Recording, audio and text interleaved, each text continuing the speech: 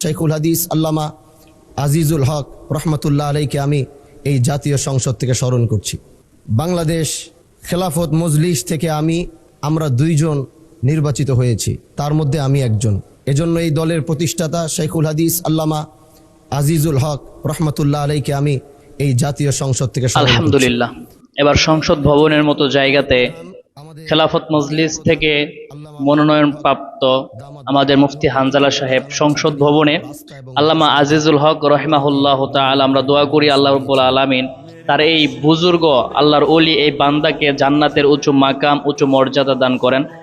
যাই হোক, অতঃপর সংসদ ভবনে আলেমদের পক্ষে কথা বলার মতো একজন এমপি আমরা পেয়েছি আলহামদুলিল্লাহ।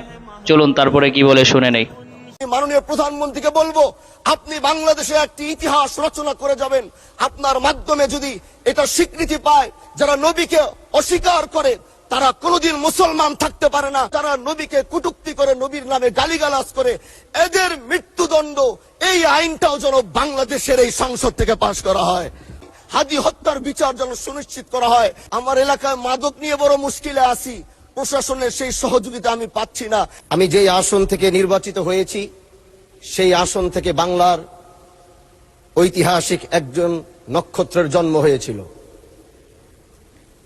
যিনার জন্ম না হলে 1900 এটা শুধু হানজালা সাহেবের দাবি নয়, বরং এটা বাংলাদেশের প্রত্যেকটি মুসলমানের থেকে, শুধু প্রত্যেকটি বাংলাদেশের মুসলমান কেন বলি, আমরা পৃথিবীর যে কোনো প্রান্তে যে কোনো মুসলমানের ক্ষেত্রে যদি বলি তো সবাই এই কথাটাই বলবে যে বিশ্বনবীর অপমানকারী কটূক্তিকারীর একমাত্র শাস্তি হবে মৃত্যুদণ্ড, এর বাহিরে আর কোনো কথা চলবে না।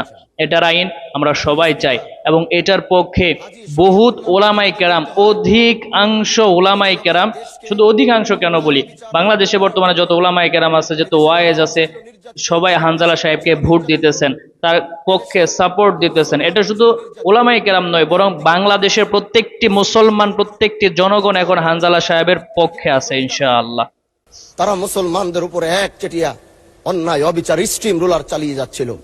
তখনই এই বাংলার বুকে হাজী শরীয়তুল্লাহর আগমন হয় এবং তিনি ইনসাফ প্রতিষ্ঠার যে সংগ্রাম শুরু করেছিলেন, সেই সংগ্রামের মধ্য দিয়ে আসে 1947 সাল এবং সেই 1947 সাল পাওয়ার কারণেই আমরা 1971 সাল পেয়েছি। হাজী শরীয়তুল্লাহরা যদি 1947 না এনে দিত তাহলে আমরা 1971 সাল পেতাম না। মাননীয় স্পিকার, আজ দাঁড়িয়েছি শুধু শিবচরের কথা বলার জন্য নয়। আমরা দোয়া করি আল্লাহ রাব্বুল আলামিন আমাদের হানজালা সাহেবকে সেই উমরের জামানার স্মৃতি স্মরণ করে সে খেলাফত বাংলার জমিনে কায়েম করার তৌফিক দান করেন এবং আমাদের দেশের প্রত্যেকটি মুসলমান এবং সব ওলামায়ে কেরাম যেন একত্রিত হয়ে আমাদের এমপি সাহেবকে আমরা সাপোর্ট দিতে পারি, সামনে বাড়তে সাহায্য করতে পারি।